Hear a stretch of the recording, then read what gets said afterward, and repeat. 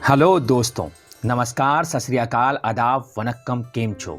मैं अमित सागर जीतेंगे हम की दुनिया में आपका स्वागत करता हूं।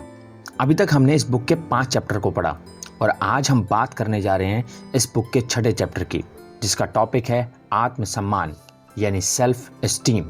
मैं आपको एक बार फिर दोबारा बता दूं कि हम बात करने जा रहे हैं जीत आपकी किताब के बारे में, यानी कि यू कैन विन, जिसके लेखक हैं श्री शिव खेड़ा जी और जिनका ट्रेडमार्क है कि जीतने वाले कोई अलग काम नहीं करते, वो हर काम अलग ढंग से करते हैं।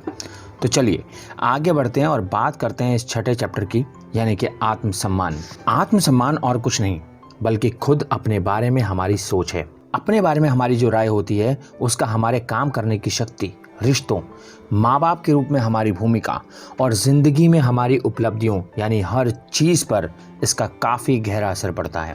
ऊंचे दर्जे के आत्मसम्मान से जिंदगी खुशहाल, संतुष्ट और मकसदों से भरी जिंदगी बनती है। अगर हम खुद को मूल्यवान नहीं मानते तो हम में ऊंचे दर्जे का स्वाभिमान भी पैदा नहीं होगा।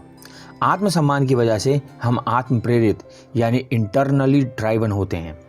इतिहास में जितने भी महान नेताओं और शिक्षकों का जिक्र हुआ है, उन सबका मानना था कि सफल होने के लिए इंसान का आत्म प्रेरित होना बहुत ज़रूरी है।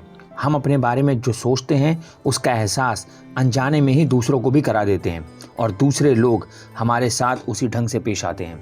ऊंचे दर्जे के आत्मविश्वास वाले लोग खुद में दृढ़ विश्वास और क्षमता पैदा करते हैं और वो जिम्मेदारी कबूल करने के लिए तैयार रहते हैं। आत्मसम्मान एक ऐसा एहसास है जो अच्छाई को समझने और उस पर अमल करने से पैदा होता है। यहाँ पर लेखक ने ऊंचे दर्जे के आत्मसम्मान और घटिया दर्जे के आत्मसम्मान वाले लोगों के लक्षणों की तुलना की है। चलिए इन लक्षणों को थोड़ा सा समझने की कोशिश करते हैं। ऊंचे दर्जे के आत्मसम्मान वाले लोग और घटिया दर्जे के आत्मसम्मान वाले लोग। ऊंचे दर्जे के आत्मसम्मान वाले लोग विचारों के बारे में बात करते हैं, जबकि घटिया दर्जे के आत्मसम्मान वाले लोग लोगों के बारे में बात करते हैं। ऊंचे दर्जे वाले दूसरों की परवाह करते हैं, घटिया दर्जे वाले दूसरों की आलोचना करते हैं। ऊंचे दर्जे वाले विनम्र होते हैं, घटिया दर्जे के घमंडी होते हैं। ऊंचे दर्जे वाले सत्ता का सम्मान करते हैं, जबकि घटिया दर्जे वाले सत्ता से विद्रोह करते हैं। ऊंचे दर्जे वाले व्यक्तियों में दृढ़ विश्वास भरा साहस होता है, जबकि घटिया दर्जे वाले व्यक्ति साथ में रहने के लिए साथ निभाते हैं। ऊंचे दर्जे वाले व्यक्ति आत्मविश्वासी होते हैं, जबकि ये भ्रमित होते हैं। ऊंचे दर्जे के व्यक्ति चरित्र की चिंता करते हैं, जबकि वो प्रसिद्धि की चिंता करते हैं।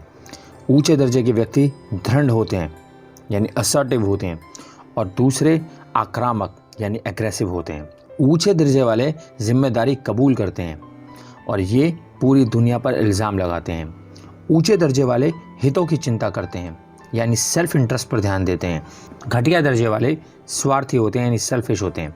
ऊंचे दर्जे वाले आशावादी होते हैं यानी ऑप्टिमिस्ट होते हैं, जबकि घटिया दर्जे वाले निराशावादी होते हैं। ऊंचे दर्जे वाले दूसरों की ज़रूरत समझते हैं, जबकि ये लालची होते हैं। ऊंचे दर्जे वाले सीखने की इच्छा रखते हैं, जबकि इनका मानना है कि ये सब कुछ जानते हैं। ऊंचे दर्जे वाले एकांत प्रिय होते हैं, जबकि ये अकेलापन चाहते हैं। ऊंचे दर्जे वाले बहस करते हैं, जबकि घटिया दर्जे वाले सिर्फ विवाद करते हैं। ऊंचे दर्जे वाले अपनी काबिलियत में विश्वास रखते हैं और घटिया दर्जे वाले केवल दौलत जायदाद को ही महत्व देते हैं।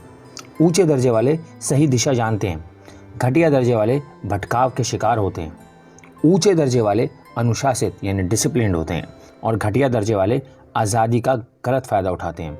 ऊंचे दर्जे वाले आत्म प्रेरित होते हैं और घटिया दर्जे वाले बाहर से प्रेरित होते हैं। ऊंचे दर्जे वाले दूसरों को सम्मान देते हैं और घटिया दर्जे वाले दूसरों को नीचा मानते हैं। ऊंचे दर्जे वाले सलीका पसंद होते हैं, जबकि घटिया दर्जे वाले भद्दगी पसंद होते हैं। ऊंचे दर्जे वाले अपनी हद जानते हैं और घटिया दर्जे वाले इनके लिए सब कुछ जायज़ होता है।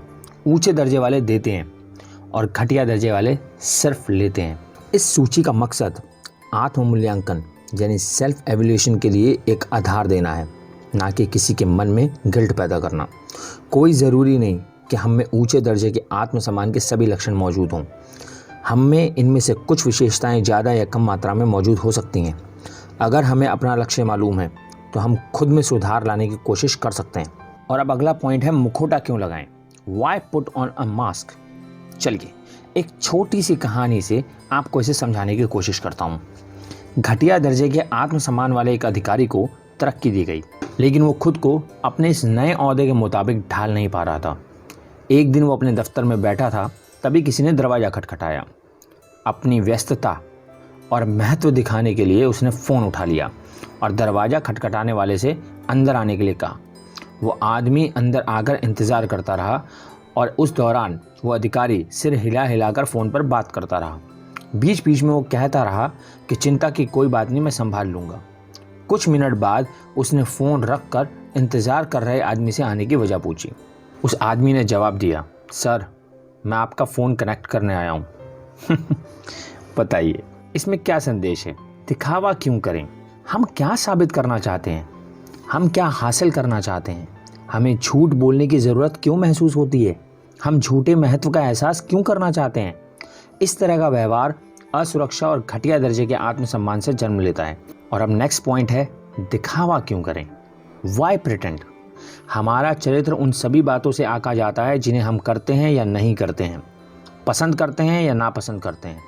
हमारे चरित्र का पता इन बातों से लगता है। हम जैसे लोगों के साथ रहते हैं या जैसे लोगों की सोहबत से बचते हैं। हम दूसरे लोगों, खास तौर पर अपने बुजुर्गों और अपाहिजों के साथ कैसा व्यवहार करते हैं। हम कैसी किताबें, फिल्में और संगीत पसंद करते हैं। हम कैसे मजाक पसंद करते हैं या कैसे मजाकों पर हमें हंसी आती है। हम अपने बारे में जिस ढंग से सोचते हैं वही हमारा आत्मसम्मान है, और हमारे मन में खुद को जैसा देखते हैं वही हमारी आत्म छवि यानी सेल्फ इमेज है। हम जब खुद के बारे में अच्छा महसूस करते हैं तो पूरी दुनिया अच्छी लगने लगती है, हमारी उत्पादकता बढ़ जाती है और रिश्ते बेहतर हो जाते हैं। इसका उलट भी उतना ही सही है। ऊंचे दर्जे के आत्मसम्मान का मतलब अहंकार बढ़ना नहीं होता। और अब बात करते हैं उन वजहों की जो घटिया दर्जे के आत्मसम्मान को जन्म देती हैं, यानी कि the causes of self esteem. हम जन्म लेने के साथ ही अपने सकारात्मक या नकारात्मक आत्मसम्मान का विकास करने लगते हैं। हम खुद अपने बारे में एक सोच कायम कर लेते हैं जिसे दूसरे लोग और पुख्ता बना देते हैं। नकारात्मक आत्मवार्ता या नकारात्मक आत्म सुझाव यानी कि नेगेटिव सेल्फ टॉक और नेगेटिव ऑटो सजेशन। नकारात्मक आत्मवार्ता के दौरान हम खुद से जाने अनजाने कुछ ऐसी बातें कह देते हैं, जैसे कि मेरी याददाश्त कमज़ोर है, मैं हिसाब किताब में कच्चा हूँ, मैं खिलाड़ी नहीं हूँ, मैं थक गया हूँ। इस तरह की बातें केवल नकारात्मकता को मजबूत बनाती हैं, यानी कि आपको नेगेटिविटी की तरफ लेकर के जाती हैं और हमें नीचे गिराती हैं। जल्दी ही हमारा दिमाग इन बातों में विश्वास करने लगता है और हमारे व्यवहार में भी उसी मुताबिक बदलाव आने लगता है। ये बातें अपने आप हकीकत बन जाने वाली भविष्यवाणियों का रूप ले लेती हैं। दोस्तों, मैंने इस चैप्टर को 3 भागों में बांटा है। इसे बांटने का मकसद ये है कि ये चैप्टर आपको बहुत अच्छे से समझ में आ जाए, क्योंकि इस चैप्टर में इतनी खास बातें हैं कि अगर आप उन्हें ध्यान से सुने और समझने की कोशिश करें तो ये आपके जीवन को बदलने में काफ़ी इम्पोर्टेंट रोल अदा कर सकती हैं। और अब हम कल बात करेंगे इसके अगले भाग के बारे में, जिसमें हम बात करेंगे बच्चों की परवरिश को लेकर के। बहुत सारे बच्चे बिगड़ेल बन जाते हैं। ऐसा क्यों होता है? हम जो परवरिश अपने बच्चों को दे रहे हैं, क्या वो सही है या गलत? हमें अपनी परवरिश किस तरह से देनी चाहिए? वो कौन सी बातें हैं जिनका हमें अपने बच्चों की परवरिश करते हुए ध्यान रखना चाहिए?